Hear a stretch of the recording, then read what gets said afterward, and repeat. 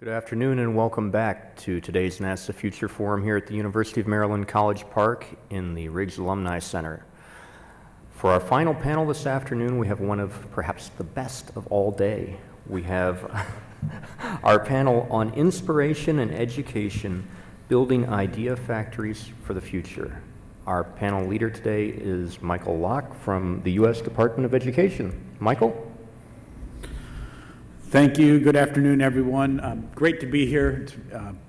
It's exciting to be part of this. I always get a kick out of whenever I get to do anything that's even remotely related to NASA. You guys have all the cool toys and all the fun things, so it's great to be here. I come from this as the special assistant to Secretary Duncan, focusing on STEM education issues in the Department of Education. And prior to that, I was a classroom teacher. I taught for almost 10 years in New Orleans, New York City, and Chicago, and then sold out and became a bureaucrat, leading curriculum instruction in the Chicago Public Schools for Arnie, and then I came with him when he came out here to DC. But it's great to be here. You're going to hear from some really exceptional people talking about how inspiration and education are really tightly linked and important pieces of the whole problem. You're going to hear about it from all different levels. We've got two university folks here, Mary Bowden and Mohammed Eltayeb, who both have engineering backgrounds and will speak to some of the higher ed perspective. Susan Bardenhagen is an elementary school teacher and also the regional director of the Virginia Science Teachers Association. And Leland Melvin leads NASA's education effort and has been a tremendous partner in all this work across the federal government moving forward. But you don't want to hear from me, let's hear from them. So why don't we start with you, Mary? Tell a little bit about where you're coming from and the expertise you provide here. And maybe it would be helpful to, since we're talking about inspiration, talk a little bit about how you decided to become a scientist. What inspired you? Okay. Well, first let me introduce myself a little further. I'm actually a part-time faculty here at the University of Maryland in the Aerospace Engineering Department, and I'm also associated with the Space Systems Lab. And I'd like to point out that we have a number of displays out in the hallway of some of the undergraduate projects that are currently going on in the Space Systems Lab. And I'd encourage everybody to look at those on their way out. I think what I'd really like to start with is just to kind of put in perspective what my current passion is. I am involved in a number of undergraduate projects that have been ongoing through the years, and I'll get to the part of what actually inspired me originally afterwards. But I think what's so important is that these projects, I have come to realize without any question in my mind, the projects at the freshman and sophomore level tend to keep engineers in engineering because we lose some, and that's always sad. They choose to go to other disciplines, and that's okay, but we want to keep them in engineering as much as possible. And the projects at the upper level, in the sophomore and the junior and senior years, are also extremely effective and important because they're teaching engineers how to be more effective engineers. Real-world experience by doing hands-on engineering is essential, and just developing confidence in their own ability to think and to work through problems is also essential. And I think that is what is gained so much more from these projects than perhaps from sitting in a classroom listening to someone talk. So the projects are essential. The one I'd like to emphasize the most is a project that we have actually, that spans all 4 years for our undergraduates, and that's our balloon payload program. This is a program that was initiated in our department over 7 years ago, and I have to say I want to give full credit to the Maryland Space Grant Organization for initiating this project, because they sent me, I had no clue what was going on with this program, and they sent me to Colorado to learn how to build balloon payloads. Next thing I knew, I was expected to start a program of very similar nature at our university. So I did. And we are now 7 years into it with hundreds of students who have built payloads. We've launched 32 flights, getting ready to launch our 33rd flight tomorrow. And it has been a wonderful experience for the students to really get a feeling for what it is to build space, near space hardware, launch it, fly it, get it back, see the results, analyze the data, and I think it's a wonderful sort of microcosm of a real launch experience. The Space Grant Organization is actually one that is spread over all 50 states and the District of Columbia and Puerto Rico, and is just a tremendous network of universities and colleges where the primary purpose is to support and inspire engineering and science, education, and research and outreach, and it's just been a wonderful, in fact, an enabling organization for us to do not just this balloon payload project, but many others. I think the conclusion that I have come to is that the students who get the hands-on experience, not just with the balloon payloads, but we have, as you'll see in the hall, we have robots, we have had rocket payloads, we have had rovers and underwater submersibles, many, many projects. Some of them are competitions and some are not. All of these projects have been inspiring and educational and truly building confidence in our students. I would like to say, though, that not everything is perfect. This is not a perfect world, and one of my big concerns, I'll just voice it right now, is that many of these projects would not be feasible, would not be as successful, certainly as they are, without a laboratory. In this case, it's the Space Systems Lab, but there are many, many labs like this across the country. A lab that is doing cutting-edge, vibrant, active, let's be honest, funded research.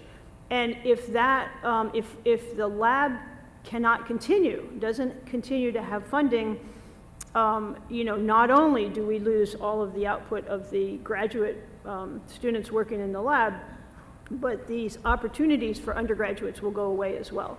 It's so essential to keep the university research going at a high level, and basically allowing the labs to inspire and educate the undergraduates. I think I should just say in closing, I've probably run out of time, more than run out of time, but let me just say that I'm a little bit embarrassed to say this, but when I was, showing my age, when I was a freshman in college, I honestly did not know what engineering was. I thought that engineers drove trains. Okay, so engineers do drive trains, but it's so much more than that, and it wasn't until I had a roommate my sophomore year who happened to be an engineer that I realized this is really neat. And you know what got me? I'm again a little embarrassed here because this is a sign, but what got me were the textbooks were so cool. They had pictures of real systems and real world problems, and I have I can almost say the rest is history. From the time I saw the types of problems and the types of applications that you could study with engineering, I mean, it's to me, it's it's an infinite opportunity. There's so many things we can be doing, and we will do. I think that's all I really had to say. Mohammed? Well, thank you very much. I'm really very honored to be here today in this panel to discuss with the esteemed people about STEM education and how to inspire and motivate the students, the next generation, into the fields of sciences and technologies, and advanced technologies especially. I also hope to shed some light on some of the troubles and the challenges and the problems that we will be facing in trying to provide the factories of the future, in trying to provide the next generation innovators, the next generation explorers. I come from an academic arena. I do work for Frostburg State University as a faculty member. In addition to my involvement in teaching and research to some extent, I have also developed a special interest in pursuing STEM education for K through 12 students. I do direct the program at Frostburg State University. It's called the Center for Future Engineers. This is a very beautiful and wonderful program because it's directed towards the gifted and talented students in the state of Maryland. We've just recently opened up for the neighboring states in West Virginia and Pennsylvania. We try to recruit students at an early age, probably at grade 6 through 12, into some activities, experiential learning activities, experiments, challenging problems and challenging programs, because we believe that the best way to inspire a gifted and talented student is actually to face them with a challenge. That being said, I would like to also mention that although recent indicators and recent concerns about the nation's ability to produce the next generation innovators and the next generation academicians and the next generation explorers in the science and technology and engineering, these concerns led to a great investment in STEM education at college level and beyond, but unfortunately did not focus on trying to reach out for the brightest kids. The misconception here is that the brightest student would make it on their own. Well, actually they will not, unless we provide really challenging problems and difficult problems for them to keep them inspired and motivated. This is what we do at the Center for Future Engineers. We reach out for the gifted and talented students. We try to focus on providing challenging problems. NASA, of course, is one of our vehicles, the tools that we use, because we realized that as soon as we mention about space missions, for example, this year for Summer Center, which is part of our Center for Future Engineers activity, we developed a program we called Robotics on the Surface of the Moon. So we realized that robotics is a cool thing, the moon is a great thing. Join them together, robotics on the surface of the moon, is one wonderful, great thing too. It's like putting peanut butter and jelly together. And it was actually a great success. It was very, very, very cool program. Everybody liked it. We added a little bit of technical challenge because we wanted these robotics to be networked, that they can communicate and search for some kind of a mystery substance under the rockets of the moon. Students in that program were entering grade 9 through 12. Quite challenging. Some of these programs were initially developed for college students at their senior and junior level. In 3 weeks, we noticed that because of the inspiration, the amount of inspiration, the amount of motivation, the amount of zealism in those kids, they were able to program, develop, build, construct robotic systems that were able to complete the mission. Well, the trick here is before we did that, we showed a little documentary and a movie about the early Apollo missions.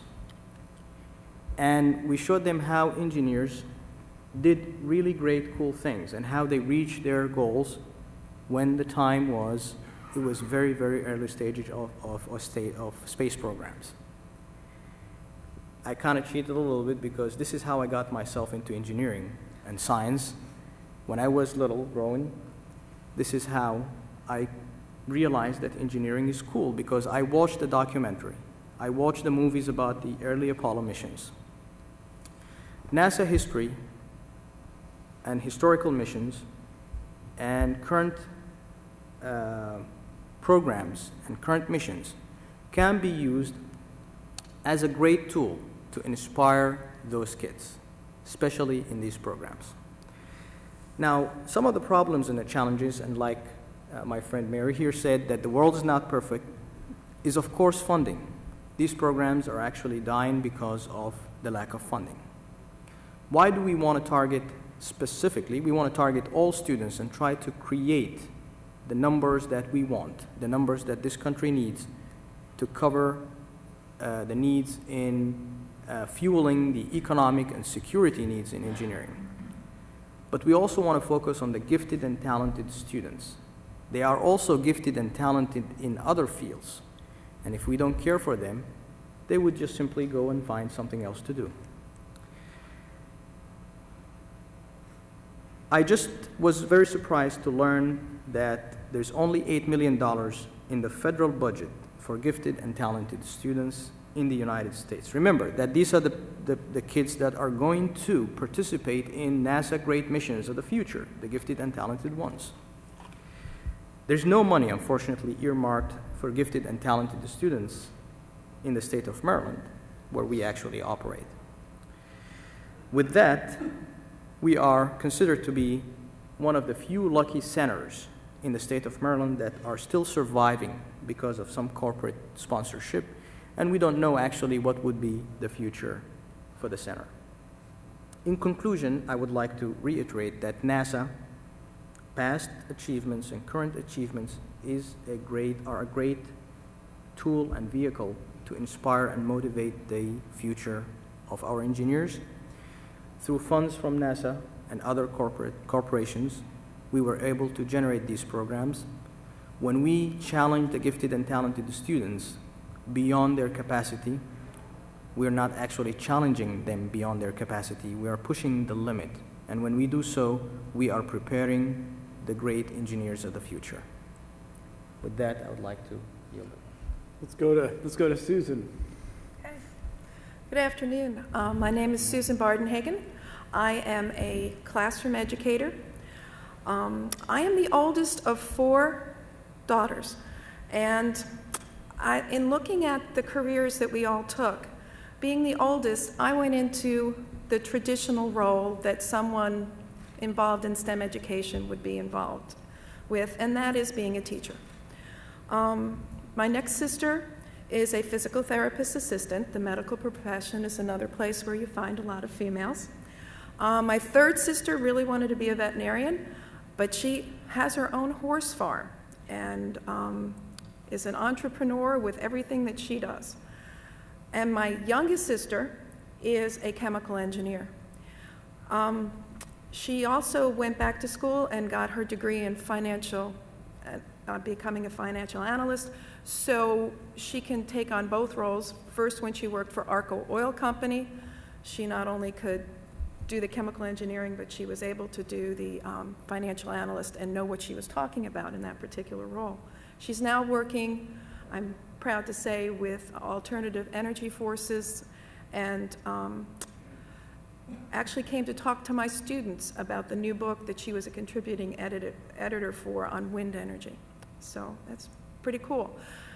Yeah, we're four daughters, but we didn't know that there was anything unusual about us being girls that were interested in doing stuff until we each went to college armed with our flat-bladed and Phillips head screwdrivers, and everybody knew that if they needed anything fixed or that we could do it. We didn't think that was unusual, and it was just the way that my mom and dad brought us up. And I mean, I remember Mary was talking about the engineer. I thought an engineer too when I was in high school and college was someone who was the engineer for the train.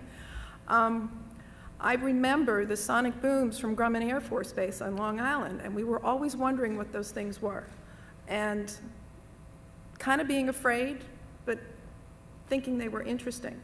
But the defining moment for me as far as interest in space came in '62 when John Glenn did his 3 orbits.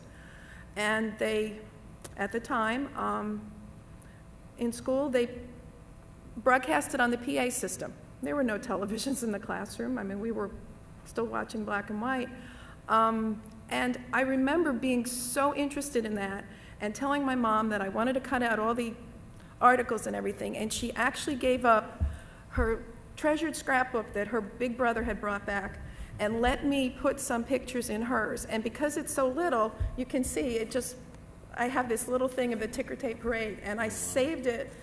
And then I started collecting bigger things and putting them on poster boards. So I have Gordon Cooper and a few others. And that kept my interest in space, but I never aspired to become an astronaut until I became a teacher.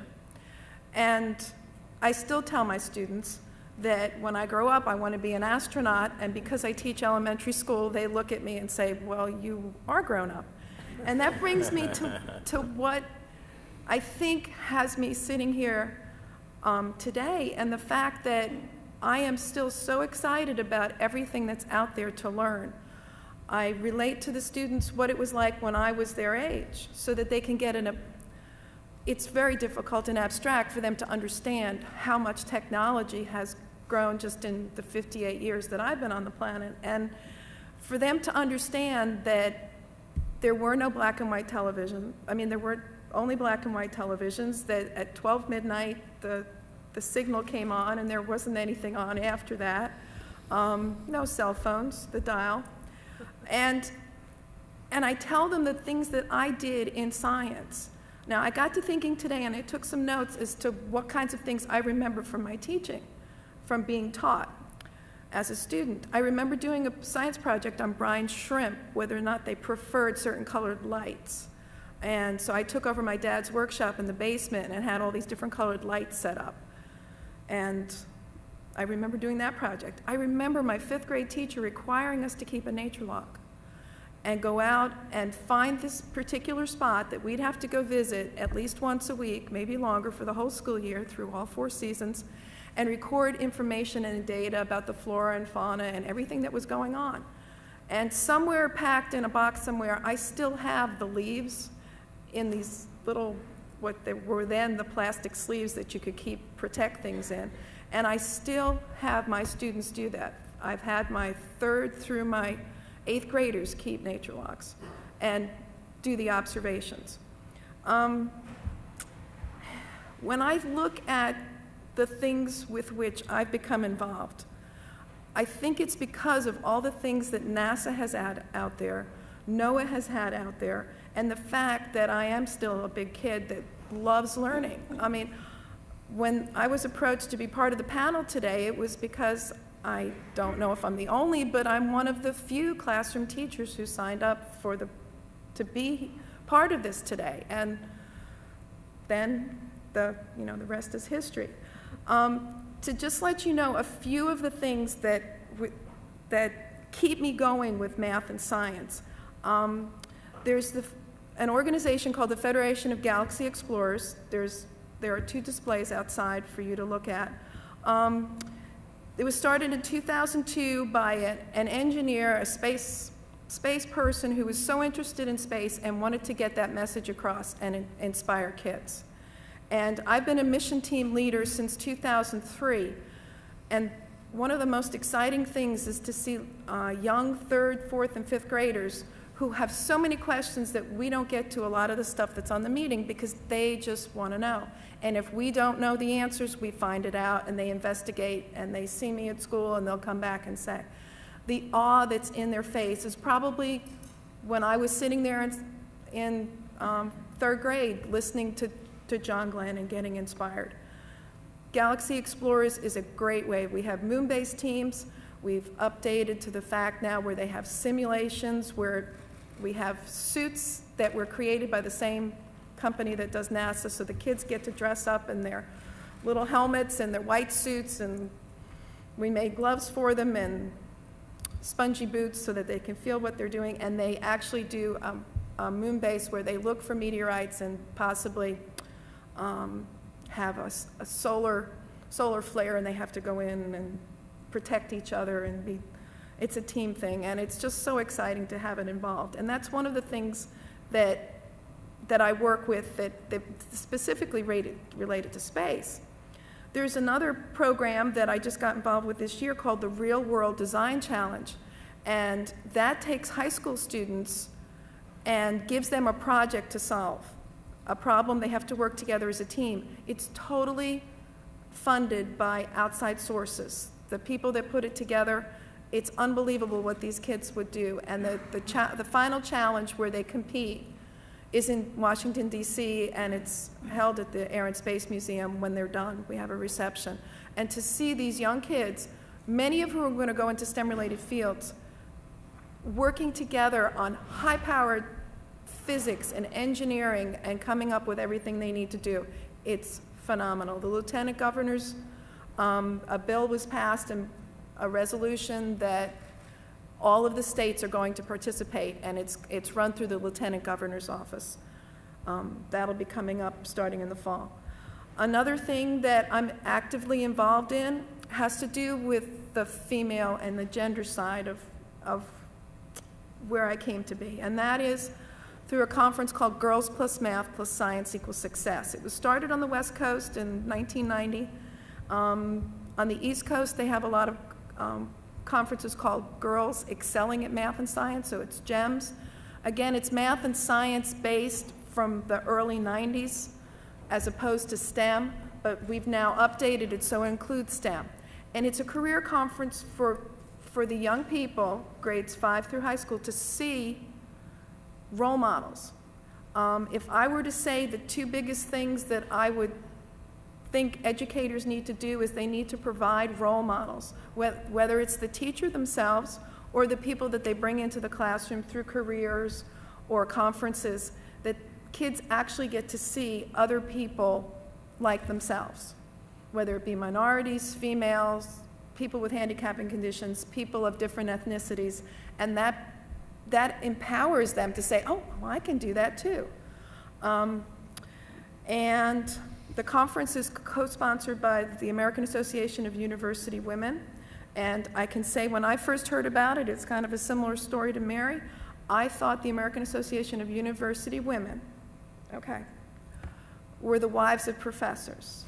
When I first heard about it 25 years ago, and why there was nothing else to make me think anything different. And so, come a long way. The first year that conference happened, I couldn't be a presenter because they only wanted non-traditional roles for women. So a teacher was not one. My sister working in the physical therapy field, no, not really. But my youngest sister, the chemical engineer in 1991, her presentation was called Hard Hat and a Dress. Because when she first got her job working for the utility company, it was business dress. They didn't know what to do with a female. So they made her wear a dress, but she had to wear steel-toed shoes and a hard hat until they figured out what was appropriate. And gosh, that's only 20 years ago. So, okay, 1991, I made a mistake. The other thing that's coming up is the 2012 United States of America Science and Engineering Conference. Many of you have already talked to me about it today because you saw the flyers outside. Last year it was on 10-10-10. They even had some music that was created, which is another part near and dear to my heart because I play violin in a symphony orchestra. The bringing of all the STEM and across the country, I encourage you to check it out and see what's going on. There are packets banded out on the table. I saw many of you just pulling out one or two. There are 3 more boxes of those. Those are called save the date things to get people involved all across the country. Just because the final thing is going to happen in DC doesn't mean there aren't all of these things we've been talking about today.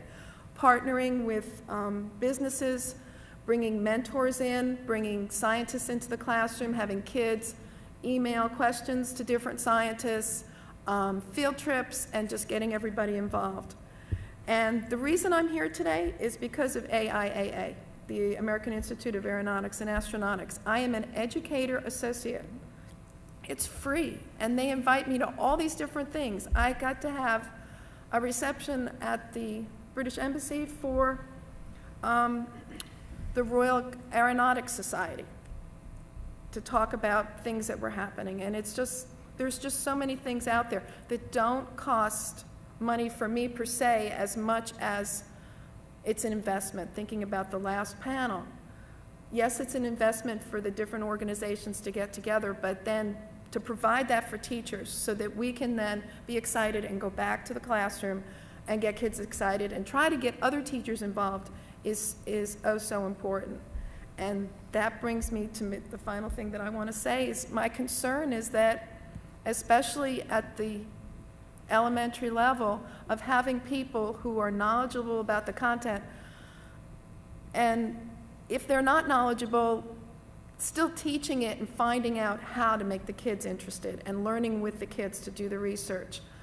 I worry that we don't get the kids started enough, early enough, because we've become so focused on testing. And that language arts and math are in the forefront, and that's what you're going to be judged at. So with that, I will pass it on to an education person with NASA, to Michael. Leland, why don't you give a little bit of background, but I think folks have already heard a little bit about you, and then we'll dive into some questions. Okay. Middle school parents inspired me, gave me tools to help me create things that fuel my curiosity, and that allowed me to become an astronaut eventually. Flew in space a couple of times, and my second flight I realized how impactful talking to kids from the International Space Station was, because we did a radio show on the Tom Joyner Show, which the market is about 7 million people in the African American community. And when I got back from space, there were mothers and fathers that were emailing me and writing me to tell me when they were driving their kids to work that morning, there were 2 African American astronauts in space who were calling down and talking to Tom Joyner, and their kid wanted to become an astronaut instantly on that day. They had never been interested in science or math, but they heard this show and they were so inspired. So over my 12 years as being an astronaut, now the Associate Administrator for Education, I've probably talked to close to 500,000 students. And we have to find the ways to reach all students. We talk about diversity and access. We've got to figure out a way so that every student has an opportunity to make that choice. And so that's something that, Michael, that we've been trying to do with programs like Summer of Innovation and 21st Century Learning, all the assets that NASA has at its disposal to help inspire and motivate everyone. So. Great, thank you all. So we're starting to get some questions in from our Twitter feed, and I think there'll be some questions from the audience. Please keep those coming. I'm going to begin with this one, which gets at something, Susan, I think you touched on a little bit. How does today's focus on grades and test scores and tenure rules, I editorialized both at the K-12 level and at the higher ed level, impact how students are prepared for college and interested in careers in STEM? Go ahead, Susan, and then others chime in. Yeah. Alluded, there is so much pressure on test scores that oftentimes, especially teachers just coming out of college, they are told, well, you've got to make sure that your students perform. And because the emphasis is so much on language arts and math, and yes, math is part of STEM, but it's more for taking the test, multiple choice, and things like that. It's not getting into the critical thinking and all the kinds of things that we know math needs to have in order to support science and to support a good, healthy student. And it's very hard. You can see from the program how long I've been teaching. I still encounter people who have a hard time with the fact that I'm integrating and talking about all different kinds of things while I'm teaching, and bringing in hands-on and having the kids discover, instead of taking the teacher's guide that says, this is what the lesson is today.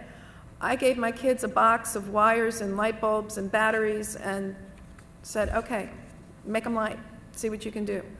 And within 10 minutes, not only did they have them lit, but the ones who didn't were showing the other kids why theirs wasn't lighting up, because they would all come tell me the batteries were dead. They didn't know about having positive and negative. But they discovered it on their own, and then they could teach the other ones. And then they wanted to go on from there. And people are afraid that if you don't teach exactly what's there, uh-oh, I'm not going to be okay. So I still have to prove myself every year. My kids do really well on their test scores and on other things as well, not just that. But that's the hard thing right now. They're so concerned, and justifiably so. In a lot of states, you are held accountable for how well your kids do on test scores. So, can I Yeah, go ahead. Of course, just chime in. I think there's an equivalent sort of phenomenon that goes on at the university level, which is that we have a cadre of honors students who are very concerned about GPA and doing as well as possible on all their exams, of course, which is a wonderful thing. And there are times when these absolute top-notch students are basically getting the message that doesn't matter if you do any hands-on stuff for an engineering undergraduate curriculum. What matters is doing well on the exams, getting A's in your courses. And fortunately, that is taken care of somewhat by most engineering programs. Certainly ours has a capstone design requirement, where in our case, we usually try to do some hands-on engineering. But it is perfectly possible, in fact, it used to be the case, especially in space, on the space side of aerospace engineering, that we would have students go through an entire 4-year program and truly never use a wrench, never get their hands dirty. The senior design effort was analysis and theoretical and paper studies. And I think it's unfortunate. This has resulted in a rule that my husband, who happens to be a professor here at the university as well, when he's looking for graduate students, he does not want the 4.0s. He doesn't necessarily want students who have the top GPA. He wants the students with 3.5 to 3.8 who have the experience with projects.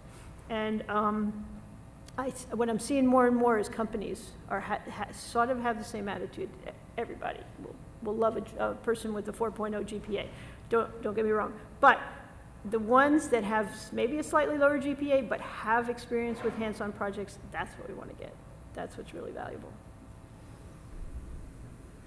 I just wanted to add one thing. The problem here is, in my opinion, is not just the trying to reach the highest grade possible, because that may be a motivational thing for some students. It's the problem when this becomes the goal and the objective from the learning procedure or the learning process itself. There's part that is considered to be principles and theory, and there's part that is practical. And everybody ought to be doing well, and probably grading is the one of the ways to assess how, at least up to this point, I didn't see anything that works better than that, to assess how the students are doing well. But the problem is when they put their goal onto getting the highest grade, not learning, and then finding out what the effect of their learning on their grade is. I want to sort of shift a little bit. We heard each of the panels talk a bit about how they got inspired, and Leland, your story about the Tom Joyner show, that's a pretty exciting story. Can you all now talk a little bit about, after that moment of inspiration, what do we have to do to keep kids engaged? Because a single moment, a single radio show is great, but what do we have to do to keep those kids engaged, over the course of their educational experience? What works and what doesn't work? I think one of the things that NASA can do, we've been charged to look at the entire pipeline from K to Gray, but, I don't think, with budgetary constraints and so forth, that we can cover the entire pipeline and take that to scale at the same time. So it's very important, as I mentioned earlier, that we have strategic partners that we partner with that say, take a portion of that pipeline, and we all work together to make sure that those kids are getting the fundamentals they need. But also it's the teachers, in the earlier grades that aren't necessarily trained to be scientists or engineers, but they're teaching science. So how does NASA engage these maybe middle school teachers? Because if they're not as motivated as, say, you, Susan, there's a deficit there for them maybe understanding some of the things that the kids need to learn to turn them on to be scientists and engineers. So if we can use the federal space to help maybe some of those teachers, and like I said, we flew this, we had teachers flying on this microgravity plane a couple of weeks ago, and they were doing experiments and learning, experiential hands-on things that they probably didn't do in a classroom before this. And the re-engagement of the teachers and the students, and then keeping them engaged throughout the NASA pipeline. Dr. Mabel Matthews has set up something called One-Stop Shopping Initiative, where if you go to intern.nasa.gov, a student can get into the NASA pipeline and see what opportunities are available.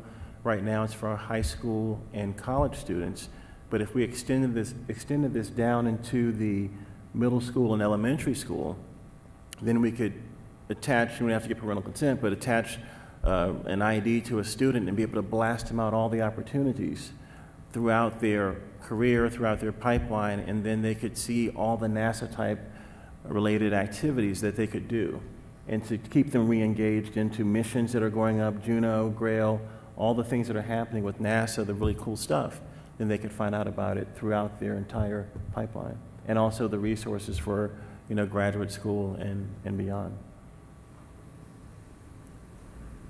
Anyone else?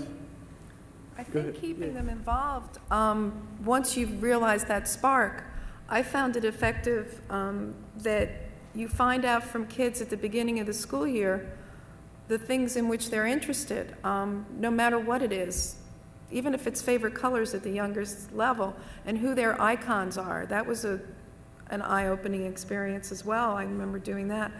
And then once you find that there's that spark, then you can put them into different places. There have been lots of programs that support kids in what they're interested. A lot of it has to do with the grants. And I got a grant through the Virginia Space Grant Consortium, and it was how to do better with the gender-based programs for STEM in schools. And it was amazing to see the teachers who would sit there and talk about something that was obvious, but it didn't, until they got to brainstorm together. The synergistic approach just was amazing. I had an apprentice program for 3rd through 5th graders. Once we knew that they were interested in stuff, more than just a career day, they actually got to sit down and work with scientists, working with peers, or just a little bit older. When the robotics team comes in from the high school or middle school to the elementary school, these kids, you can't stop. You know, that would maintain it because they see that it's out there and it's attainable and it's closer to them, as opposed to somebody that may be 25 years older than them.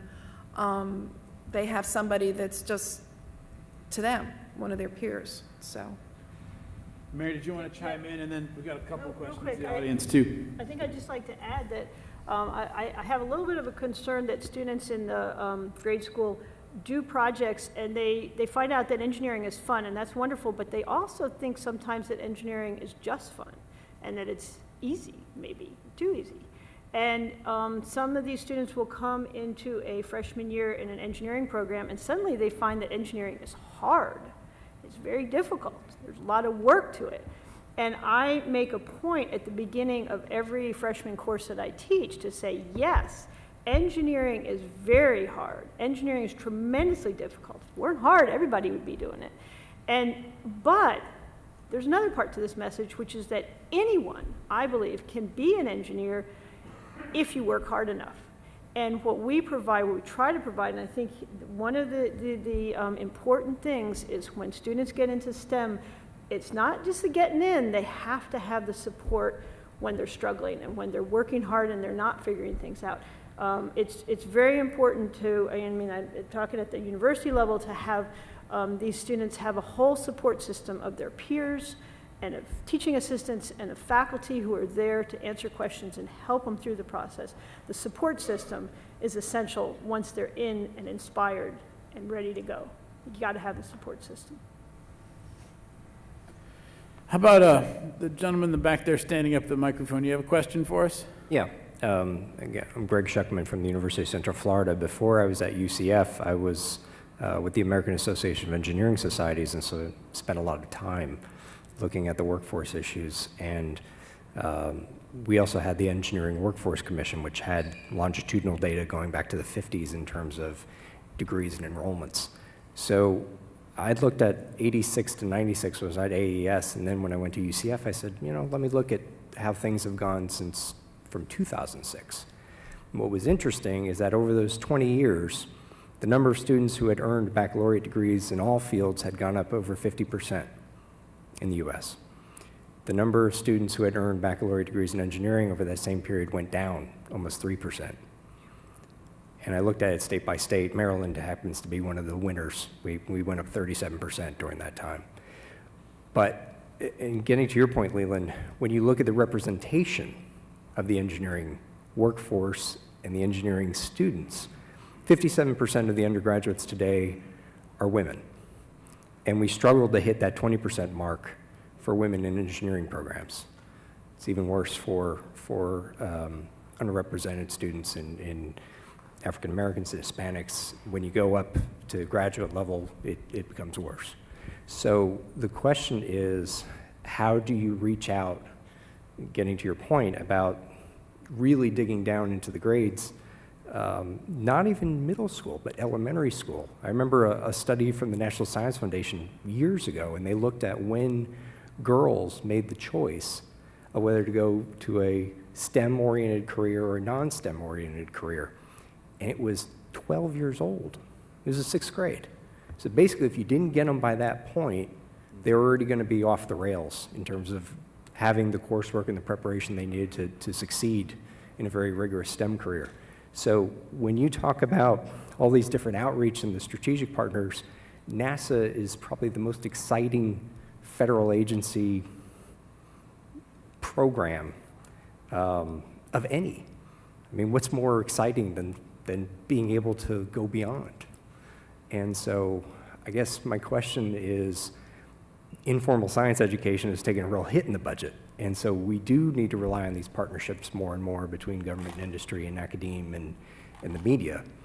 Do you have a plan for reaching out, especially to those younger students and the parents of those younger students, to help them become more engaged in a STEM career, particularly for women and minorities?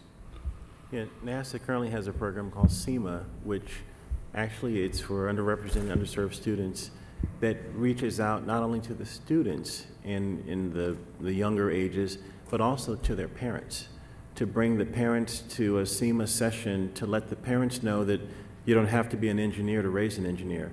And I think a lot of times our parents or the adults are the worst advocate for STEM education because, first of all, they already think it's hard. They can't do it. I don't know math. I don't know science. So if I don't know it, then you're not going to know it, and the kids get turned off to it. So they need people that are able to, spread that message that even look like them. Because I've talked to so many kids that say, well, how did you become an astronaut? You don't have a military crew cut. So they first think you have to be a military person. But then they see the other side and, oh, well, I don't see many black astronauts, or I don't see many female astronauts. And that part of it, you have to really drill down and let the kids see someone that looks like them. So that's media. That's partnering with entertainment industry council. That's partnering with, your entertainers and your ball players, because those are the people that are visible. So the SEMA program, we have, other programs that we're trying, Summer of Innovation, reaching underrepresented, underserved, but you just got to keep that exposure. You got to keep going at it. And the partnership pieces is so critical because you need mentors also, that as you get through the pipeline, if you're not engaged with the programs and you need someone that's going to keep at them. I mean, even in college and undergraduate and graduate, and having a mentor that's just help you show the ropes. So I think those are some of the things that can help. Great, thank you. How about this gentleman up at the front here? My name's Chuck Devine. 2 positions, one I currently. The title is called Member at Large in Metro Washington Mensa. Yeah, I know a lot about gifted and talented, and I'm learning more all the time. A few years back, I was leading a committee as part of the Governor's Workforce Investment Board here on aerospace initiative and industry collaboration. One of the things that we talk about in our circles is the need for various kinds of reform. Like a few years back, I found out that 4,000 students are being homeschooled in Montgomery County because the parents of bright students don't like what they're seeing happening to their bright students in school with everything ranging from poor teachers to abusive bullying in the schools. And one of the real issues in STEM fields in general seems to be a growingly worse work-life balance. Do any of you people talk about needs for various reforms in either education or in management of tech fields? I mean, I can assure you it's something we spend a lot of time thinking about at the Department of Education, and would argue that the initiatives that we have launched are really designed to change the whole system. So they are long-term plays. They are not the sort of things that will change in 2 years or one term, but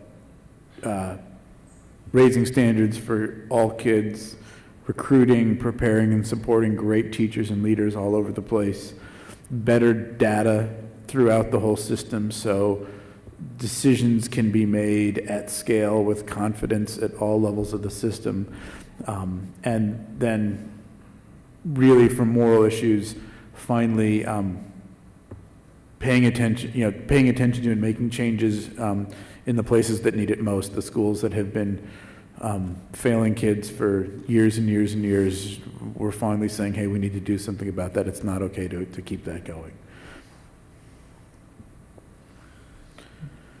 I agree with that little sentence that you mentioned about reform, and I would like to also add that the reform should also include reforming curriculum as well, because right now what we see is when we receive those students at the college level, many of them actually do come with a level in STEM field material that is less than adequate for them to even pursue a serious career in that field, and we struggle with that.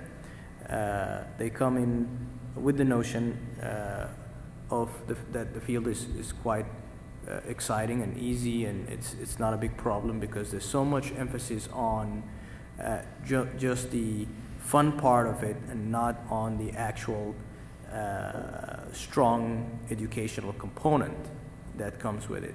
I mean, everybody knows that any subject, whether it is a scientific subject or even a sport, needs a lot of practice and a lot of work and a lot of sweat, and we have to implant that at that level.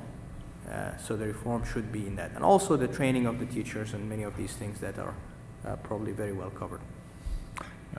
I'll follow up with one observation. Some of us are starting to complain a lot, particularly in IT fields. You can't do hard work if you're only getting 4 hours of sleep a night, and that's what some places are trying to demand. We have time for one more question here before we wrap up. Here in the back, sir. Thank you. My name is Stephen Peterson. I teach exploring space to juniors in high school.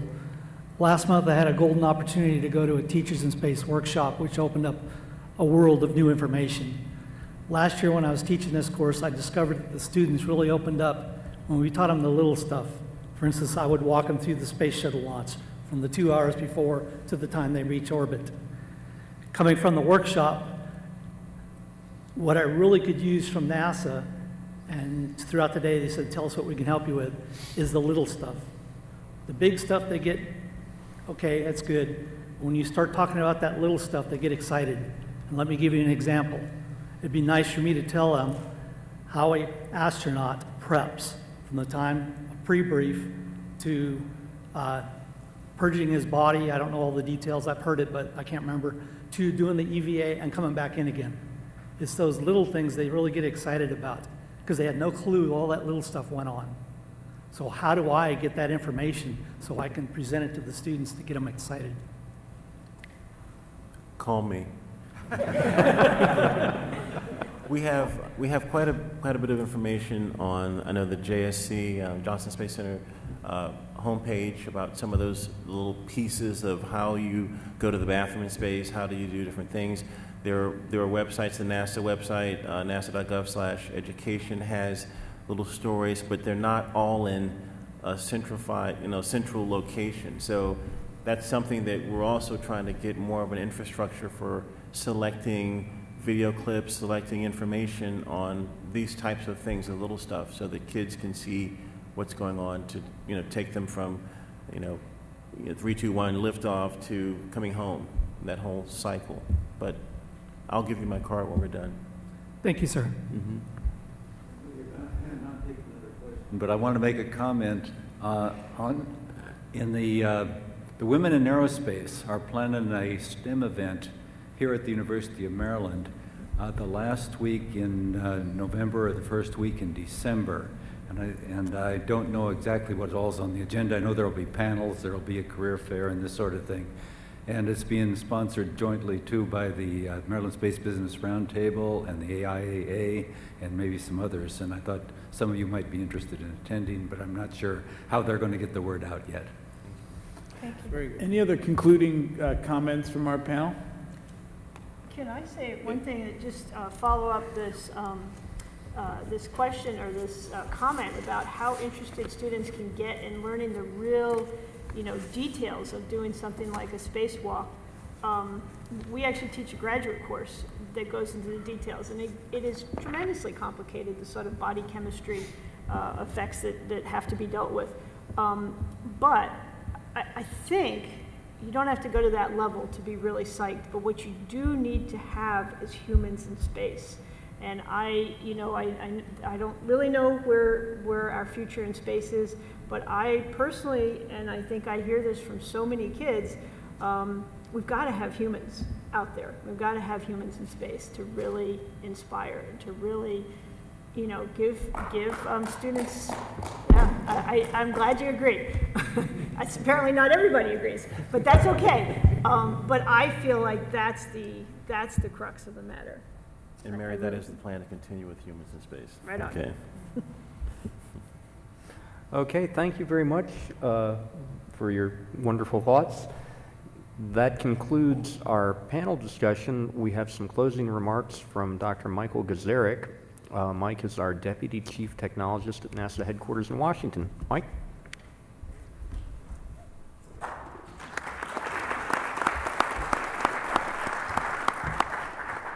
Well, good afternoon. I hope you've had a great day here. I've been back at the headquarters in D.C. while you guys have been having this fun, but I've watched most of it, on the web stream, and it's been awesome. It's been awesome. But I will say, on the way in here, as I passed a parking attendant, I was told to fear the turtle.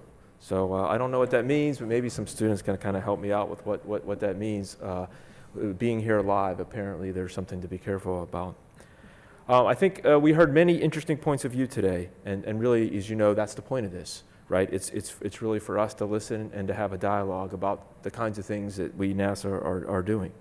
And we greatly value your input, and that's one of the reasons why we wanted to have a forum such as this. We want to thank a number of people for today, first of which would be the panelists for taking time and energy and coming down today to participate.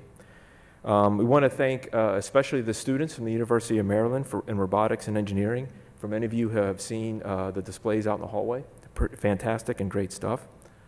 We want to thank Charlie Bowden for kicking us off. He starts a lot of things, and I think he started it off this whole forum today. Listening to it on the stream was a great way to get a day like today started. In addition, we want to thank Congressman Edwards. Her remarks, I thought, were incredible, and her stories that she brought really kind of set the foundation for the day. I really enjoyed that. And her, for me personally, her mentioning of the infrared camera, the use for that for energy efficiency, that really hit home for me. And working with Melvin I worked on an infrared camera that is now used by astronauts on the International Space Station. It's a handheld device. And as a matter of fact, I was at a conference years ago presenting on the use of this infrared technology for the use on the International Space Station. And it was a conference that was mainly for people that she mentioned, people in the industry for energy efficiency. I was just as fascinated as their use of it for understanding energy efficiency in my home as they were about learning how infrared cameras and the things that they use are in space. Finally, I want to thank everyone here for taking the time and the energy and staying with us for a very long day. I want to thank you for your interest and your passion and your caring for what we do at NASA. I also want to thank for those that are on TV and from the stream, like I was, being able to listen and to learn from home. We're going to have another one. Our next event, the next forum, is planned for October 21st. That's a tentative date, and that won't have anything to do with turtles. In fact, it will be at the Ohio State University in the land of the Buckeyes. You can watch our website at www.nasa.gov/OCT for further information on that forum. So let me just close with a couple key messages, that we heard today. First of all, I want to say that we heard you. We have a whole series of messages and notes that we heard. And you certainly, I can say, I think for most of the panelists, you have made us think. And you made us pause about what we're doing and how we're doing it. And we need now some time to go reflect on that and then turn that into action. One of the things we heard is that NASA, we don't promote ourselves very well. I suppose many of you heard the joke about the engineers and the difference about looking down at their shoes versus your shoes. So I think a lot of us suffer for that. We're really good engineers, but not so much perhaps about promoting and marketing. So we hear that, and we have more work to do in that arena. We learned, I think we do a lot of good work, but no one knows. And so telling our story and telling about a lot of the great things that we do, in addition to just what you see, in human spaceflight and with astronauts, in addition to that, within science, with engineering and technology across the fronts, we have a lot to tell, and we'll continue to work on that. So in short, I'm going to borrow a little bit from Hank Green. Today you helped us increase the awesome of NASA, and for that we thank you. I want to close by just repeating, I thought was a great line from Congressman Edwards. And that's one that really kind of stuck with me as I listened to it on the stream. And that is, a nation is only as strong as its investments in technology and the future. Thank you very much.